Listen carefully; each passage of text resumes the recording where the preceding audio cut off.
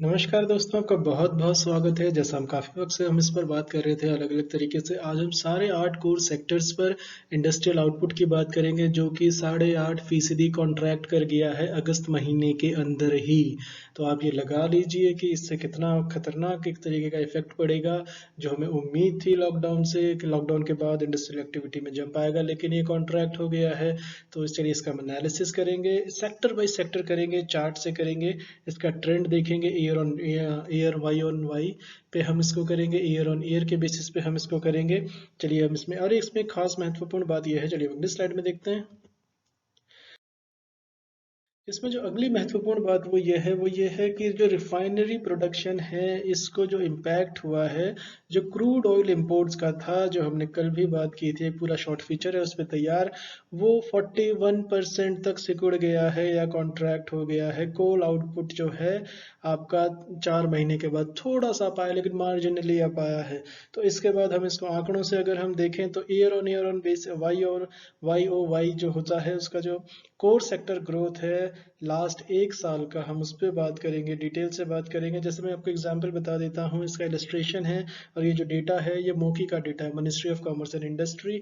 तो -0.2 था पिछले साल अगस्त के महीने में, यानी उस वक्त भी कॉन्ट्रैक्शन देखा गया था, लेकिन -0.2 था। इस वक्त जो है उसके 4 गुना से ज़्यादा हो गया है, माइनस एक ईयर ऑन ईयर बेसिस पे देखेंगे। और अगस्त से पहले लॉकडाउन के दरमियान ये -40 तक गया था, -30 भी ये रहा है। तो माइनस इसको कहते हैं, -20 के होते हुए ये -10 पे चला गया था, लेकिन अब ये वापस जो है, इसकी जो एग्जैक्ट फिगर है वो अभी -8.5 है अगस्त महीने का, ऐसा कहना है as per data from ministry of commerce and industry. चलिए हम सेक्टर बाय सेक्टर बात करते हैं। इसमें जो सबसे बड़ा चैलेंज है कि इतना जो बड़ा कॉन्ट्रैक्शन देखा गया, और वो भी आठ आठ कोर सेक्टर्स के अंदर देखा गया है। 6 कोर सेक्टर्स कह लीजिए मोटा मोटी। लेकिन जो कहते हैं कि इसका ओवरव्यू वगैरह जो है, चलिए हम उस पर बात करते हैं, सिलसिले तरीके से हम इसको शुरू करते हैं। तो आफ्टर स्लोइंग डाउन, पिछले पहले 4 मंथ्स में स्लो डाउन रहा, मैंने कहा था -40 भी इसने टच किया। तो कॉन्ट्रैक्शन जो है कोर सेक्टर का जो है, वो आउटपुट जो है वर्सनड इन अगस्त, यानी अगस्त में जो हमें उम्मीद थी, तो लेकिन वो और ज़्यादा वर्ष चला गया। ईयर ऑन ईयर बेसिस पे देखें तो -0.2 था अगस्त 2019 में, इस वक्त -8.5 है। यही आंकड़ा आपको बता सकता है कि हमारी जो जीडीपी के जो रिवाइवल है, जो फाइनेंस मिनिस्ट्री कह रहे हैं, जो ग्रीन शूट्स की बात सभी, वो जो एक ही इंसान कह रहा है हिंदुस्तान में, चीफ इकोनॉमिक एडवाइजर, तो आप इसी आंकड़े को बताएं कि इसमें कहाँ से उनको ग्रीन शूट दिख रही है। तो आउटपुट डिक्लाइन जो हुआ है वो आपका 8.5% है, ये कोई मामूली डिक्लाइन नहीं है। अगर आप जुलाई का देखें, जुलाई में भी 8% का फॉल था, जो एक्यूट डिमांड स्लंप की तरफ इशारा कर रहा था, और जो कंटिन्यूइंग लिक्विडिटी क्राइसिस जो था, इसकी मेन वजह बताई जा रही है। जो इंडस्ट्रीज के अंदर लिक्विडिटी क्राइसिस है, उसको इस तरीके का इसका को रिस्पॉन्सिबल माना जा रहा है। दुनिया भर के फैक्टर्स अलग से हैं, लेकिन केंद्र में यह है कि लिक्विडिटी का क्रंच जो है वो इंडस्ट्री भी महसूस करने लगी हैं। तो जो इसका पेस ऑफ कॉन्ट्रैक्शन की अगर हम बात करें, जिस तरीके से ये रिड्यूस हुआ है, और जिसके बाद ये जो अप्रैल के साथ ये लगातार रिड्यूस होता रहा, जो इसका आउटपुट है, जैसा मैंने पहले कहा था 40% करीब, तो अप्रैल में ये 38% नीचे चला गया था। अब ये देखें कि अब आप कुछ लोग कह सकते हैं कि 38% -8.5 बहुत बड़ी रिकवरी है। ये रिकवरी नहीं है भाई साहब, ये -0.2 अगस्त में था, आज ये -8.5 है, ये माइनस हो रहा है यहाँ पर। ये रिकवरी नहीं है, जो आप एक नॉर्मल लेवल पे भी आ जाए ये बड़ी बात है। और ये लगातार आपका देखे जाए, ये 6 महीने से डिक्लाइन ही शो कर रहा है। तो जो इसका अपडेटेड फिगर है, जो मोकी ने, वही ministry of commerce and industry जो है, इन्होंने जो फिगर्स दी हैं, ये कॉन्ट्रैक्ट करती चली जाएंगी, और ये छठा महीना है, ऐसा सरकार की तरफ से खुद का कहना है। तो जो बिगेस्ट फॉल जो एक्सपीरियंस हुआ था, जैसा मैंने पहले कहा है, 41% जो गिरा है, वो आपका रिफाइनरी प्रोडक्शन में जो ऑयल इंपोर्ट्स जो हैं, क्रूड ऑयल इंपोर्ट्स जो है, वो 41% नीचे गिर गए हैं। तो जो रिफाइनरी प्रोडक्शन में जो था, एक तरीके से देखा जाए तो बहुत बड़ा स्लंप लगा है इसमें। तो जो सेक्टर जो है वोलेटाइल रहा था फाइनेंशियल ईयर 20 के अंदर, और करंट ईयर के अंदर भी ये वॉलेटाइल रहा है, इसमें कोई ताज्जुब नहीं है। मैंने ओपेक की सीरीज की हुई है पूरी, जिस तरीके से ऑयल के प्राइसेस में जूम आया था बीच में, उसके बाद डिप हो गया, अभी ये अराउंड 40 से 42 के बीच में इंटरनेशनल मार्केट्स में फ्लोट कर रहा है।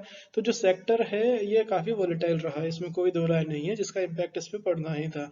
तो लेकिन ये जो सडन ड्रॉप ग्लोबल डिमांड के अंदर हुई थी, तो जिस तरीके से पेंडेमिक ने सारी इकोनॉमिक एक्टिविटी ना सिर्फ हिंदुस्तान में बल्कि पूरी दुनिया में काफी हद तक थाम ली थी, तो जो इसके बाद जो था इसकी वजह से सेक्टर के अंदर कॉन्ट्रैक्शन और देखा गया है।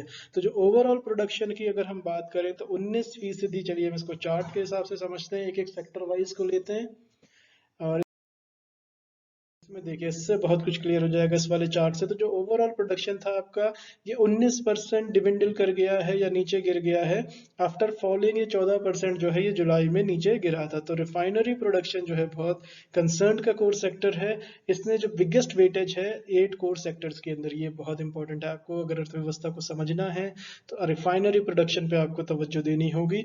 ये one of the core sectors का भी सबसे बड़ा कोर है ये, और इसमें जो एक तरीके से ये ड्रैग जो टोटल प्रोडक्शन का हुआ है ये और भी नीचे जाएगा आने वाले महीनों के अंदर, यहाँ पर कोई रिवाइवल नहीं, ऐसा कहना है एक्सपर्ट्स का और सरकार के खुद का ऐसा मानना है। तो अगर हम इसको टेंडम में देखें तो जो क्रूड ऑयल का जो प्रोडक्शन है ये कंटिन्यू कर रहा है अपनी डाउनवर्ड जर्नी स्पाइरल फॉर, इसमें अगर देखा जाए तो ये 23वां महीना है, यानी कि जो पिछले 7-8 सेक्टर में इकोनॉमी में सरकार की तरफ से या पॉलिसी मेकर्स की तरफ से ध्यान नहीं दिया गया, उसमें देखा जाए तो 23वां महीना जो है ये इसका डाउनवर्ड हिल जा रहा है। तो जो आउटपुट जो है इसकी जो रिड्यूस हो गई है इस वजह से ये 6.3% अगस्त में हो गई है, जबकि जो जुलाई में जो ये थी ये 4.3% थी। हालांकि अब हम इसमें कोल की बात करते हैं, कोल में जो है ये एक तरीके से 3.6 का आउटपुट जो है वो एक्सपैंड की तरफ देखा गया है, ये ऊपर की तरफ गया है थोड़ा सा लेकिन मार्जिनल है, और जिसको कहते हैं ये रिडक्शन जो हो गया था इसका 5.7% जुलाई पर कोल पे और पावर सेक्टर पे। मैंने कल ही एक शॉर्ट फीचर तैयार की है,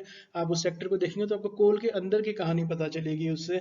तो इसमें जो 5.7% जो जुलाई में चला गया था, यानी कोल का जो ऑफ टेक है वो थोड़ा सा बढ़ रहा है। कैसे कैसे किस किस सेक्टर, 3 सेक्टर प्रमुखता से थे वो मैंने कल ही डिस्कस किया, प्लीज देखिएगा उस लेक्चर को। तो अगर हम इसको थोड़ा और एक्सटेंड कर लें इसी चीज को, तो इलेक्ट्रिसिटी जनरेशन जो है ये भी कॉन्ट्रैक्ट कर गई थी, इसमें पहले से ही स्लो पेस था। अगर हम इसको ईयर ऑन ईयर के हिसाब से देखेंगे तो कॉन्ट्रैक्शन जो था ये आपका 2.5% पे था अगस्त में, और जुलाई में ये 2.3% था, इसका गिरावट देखी गई है।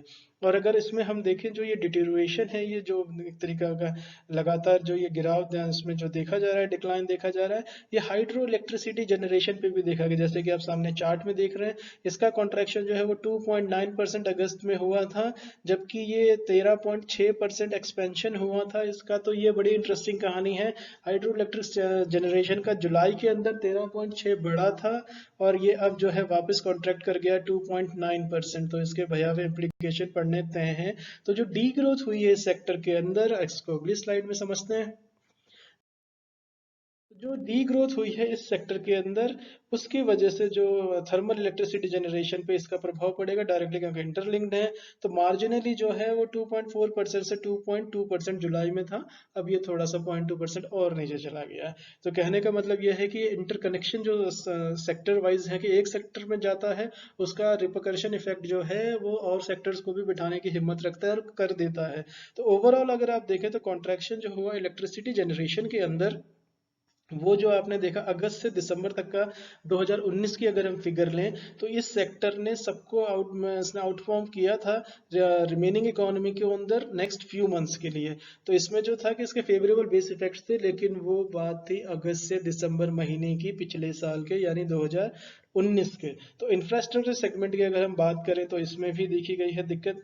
तो जो ये कंटिन्यूड था, इनका जो मेजर प्रोडक्शन शॉक्स इन्हें मिले हैं, ये पहले से ही वोलेटाइल सेक्टर था, इसमें स्टील और सीमेंट जो थे वो बैडली इफेक्ट हो रहे थे। स्टील और सीमेंट एक बहुत क्रूशियल है, आप देखें तो कंस्ट्रक्शन इंडस्ट्री जिस तरीके से लॉकडाउन में बैठ गई थी, रिवाइवल नहीं हुआ, और इन दोनों सेक्टर्स का नीचे गिर जाना भी इसका स्पाइरल इफेक्ट बहुत दूर तक जाएगा, रोजगार से रिलेटेड हो, चाहे वो डिमांड से हो या इकोनॉमी के रिवाइवल की किसी भी तरह की एक मध्यम ग्लिम्स या हल्की सी उम्मीद भी हो कहीं पर भी, तो जिसमें सोशल डिस्टेंसिंग नॉर्म्स हैं, तो इस सेक्टर में तो मार और पड़ेगी। और जिस तरीके से रिवाइवल की उम्मीद, इसमें वक्त बहुत लगेगा। तो कॉन्ट्रैक्शन जो स्टील प्रोडक्शन का हुआ था ये आपका 6.3% था, जबकि ये पिछले महीने अगर हम जुलाई की बात करें, मतलब अब तो जैसे अक्टूबर क्वार्टर के हिसाब से हम चल रहे हैं इसमें, तो मूकी का डाटा थोड़ा पीछे से आता है, तो 8.3% ये जुलाई के अंदर था। तो अगर इसको हम अगले हाथ की तरफ देखें, अगर हम इसे थोड़ा सा और एक्सटेंशन कर दें, तो कॉन्ट्रैक्शन सीमेंट प्रोडक्शन पे चला जाए अगर, तो ये वाइडन हो गया है 14.6% का, यानी आप ये देख सकते हैं कि 14.6%, यानी लगभग लगभग ये अगर थोड़ा सा और बढ़ जाएगा तो ये 1/5 को छू लेगा। लेकिन अब यहाँ पर जो राहत की बात है वो फर्टिलाइजर सेक्टर से थोड़ी सी आ रही है।